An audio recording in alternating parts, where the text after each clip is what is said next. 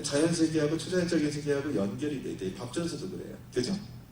그래서 기름이 있기 때문에 기름 때문에 전 세계가 관심을 갖고 있다는 거예요. 논란일 거니까. 근데 하나님의 기름 부으심이 있는 교회가 또 논란의 대상이 돼요. 그죠? 기름 부으심이 없는 교회들은 잠잠해요. 뭐라고 할 이유가 없잖아. 별로. 사단도 건드려. 기름 부으심이 있다는 것은 뭐예요? 좋은 거예요. 기름 부으심은 참 중요합니다. 하나님의 뜻을 이루게 만들고요. 하나님의 뜻을 존귀히 여기게 만듭니다.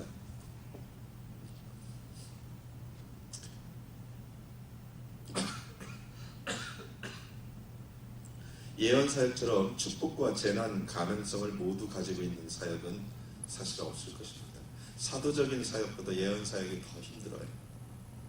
축복과 재난 동시에 옵니다. 예언 사역은.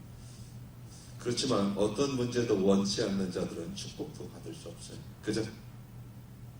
여러분, 가만히 앉아서 어떻게 축복을 받아요? 문제가 있습니다. 문제를 통해서 우리가 축복이 옵니다. 사단이 우리를 속일 것이라고 믿는 것보다 하나님께서 우리를 진리 가운데 인도하실 것을 더 신뢰한다면 하나님께서 더 명확한 예언적인 통찰력을 주실 것입니다. 사단을 포커스하지 마십시오. 하나님을 포커스하십시오. 어떤 사람도 맨 사단만 잡아. 맨 사단만 포커스해요. 그래서 맨날 영분별만 그쪽만. 검은 귀신, 빨간 귀신, 이상한 귀신이 있다고 쫓아야 된다고. 아프면 병마 귀신, 맨날 귀신만 쫓아. 그런데 보면 그 사람 귀신 들려 있어. 왜냐하면 귀신하고 늘 생활하다 보니까 귀신이 들리는 거예요. 그래서 하나님께 포커스해야 돼요. 그래서 제가 가장 큰 영적 전쟁이 뭐라고요? 경배라고 그랬어요. 하나님을 경배하면 사단이 견디지 못해요. 이런 얘기 있잖아요. 어떤 유명한 무당이 교회에 와서 딱 능력 대결하자고 잊어버린 어느 교회인데 앉았대 앞에 목사님 예배 드리는데 그런데 여기서 경배하니까 막 뒤집어지면서 그랬다잖아요. 나는 질 수 없다 거품 물고 꽥했다고 그러잖아요. 귀신이 또 껴나죠. 귀신 쫓지 않아도 박살나는 거예요. 왜? 예수 그리스도가 영광을 받으시는 것이니까 견디지는 못하는 거죠. 자, 이 시대는 우리가 하나님을 깊이 경배할 때 통찰력이 주어지는 그런 때입니다. 예언적 사역은 교회를 세우기 위해 주어졌습니다. 예언 사역 없이는 교회가 올바로 준비될 수 없습니다. 마지막 때 눈이 없기 때문에 그렇습니다. 선지자의 이름으로 선지자를 영접하면 무슨 상을 받는다고요? 네? 몰라요? 그 성경에 나와 있어요. 선지자의 상을 받습니다. 선지자의 이름으로 선지자를 대접하지 않는 사람과 교회는 선지자의 상이 없습니다. 선지자들을 우리가 축복으로 누릴 수 있어야 됩니다. 예언자들의 책임이 있습니다. 참 예언자들은 책임이 있습니다. 여러분들 계속 제가 하는 얘기를 깊이 가슴에 새기시기 바랍니다. 예언 사역에 부르심을 입은 자들은 가장 중요한 정직성을 회복해야 합니다. 정직해야 합니다. 예언자들은. 왜냐하면 하나님 앞에서 하는 거예요. 예언은요, 내 생각을 얘기하는 게 아니에요. 내가 본 환상을 내 마음대로 해석해서는 절대 안 됩니다. 아주 위험해요. 예언자들은 정직해야 돼요. 실수했으면 실수를 인정해야 합니다. 그리고 자기가 완전하지 않다는 것을 인정해야 합니다. 예언자는 정직성을 회복할 때 책임을 있습니다. 제가 다시 한번 말합니다. 여러분들 모두 여기서 환상을 보는 사람도 있을 거예요. 여러분 모두 예언할 수 있어요. 그 이유가 있다면 제가 단 한마디로 얘기할 수 있습니다. 이것의 예언에 대해서 문을 열어놨기 때문에 그래요.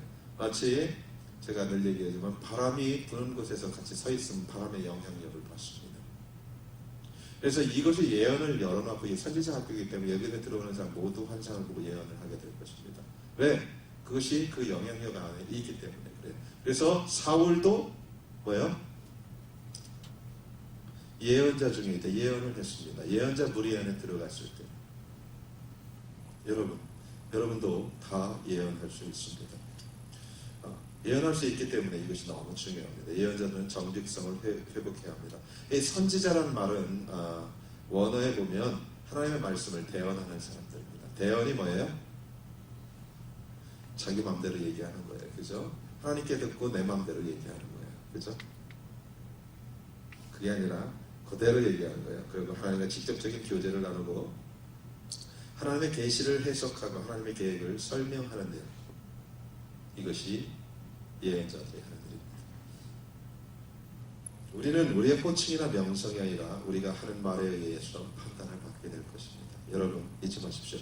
여러분이 선지자이기 때문에 여러분을 판단하는 것이 아니라 여러분들의 언어로 여러분들은 판단을 받게 될 것입니다.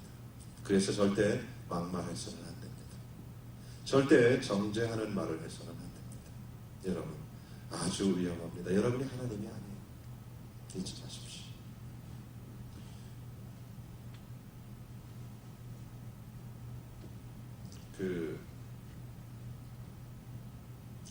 편혜연 전도사님 그랬나요? 어떤 목사님 사모님이 자꾸 목사님 사모님이 예언의 은사가 있다고 좀 예언 좀 확인해 달라고 그래서 딱 왔는데 이 사모님이 예언자의 눈치를 갖고 있더래요. 그러더니 편혜연 같은 걸 쫙 쳐다보는데 가슴이 섬찟하더래요.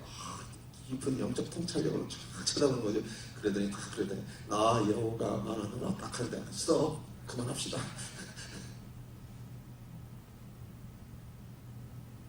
무슨 말이에요?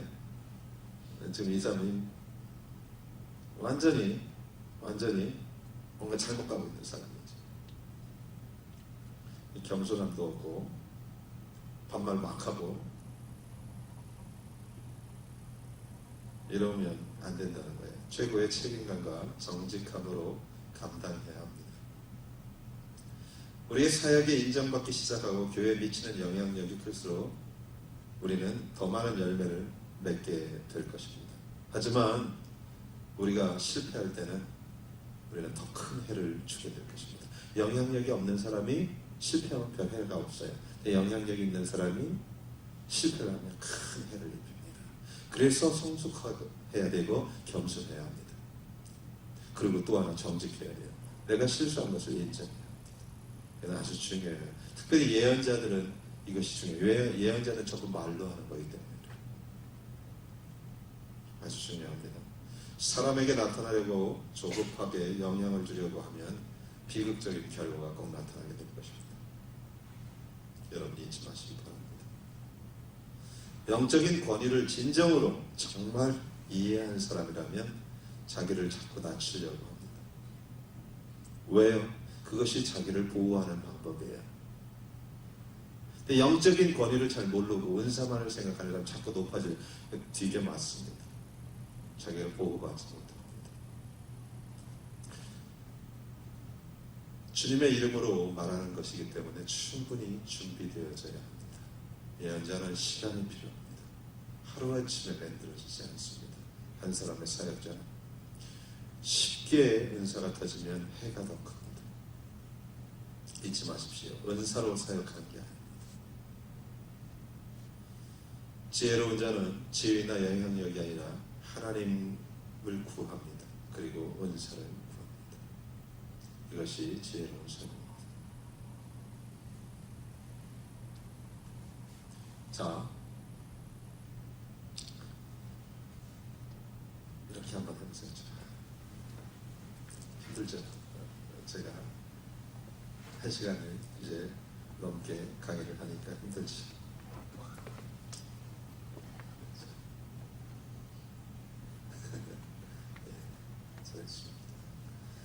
잊지 마십시오.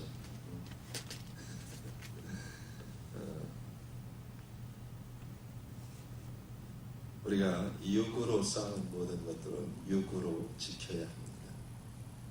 영으로 모든 것들이 세워져야 합니다. 모든 사역의 핵심인 제사장에 대해서는 히브리서가 얘기하는데 히브리서 5장 잠깐 볼까요? 히브리서 5장 이제 끝날 때가 다 됐습니다. 히브리서 5장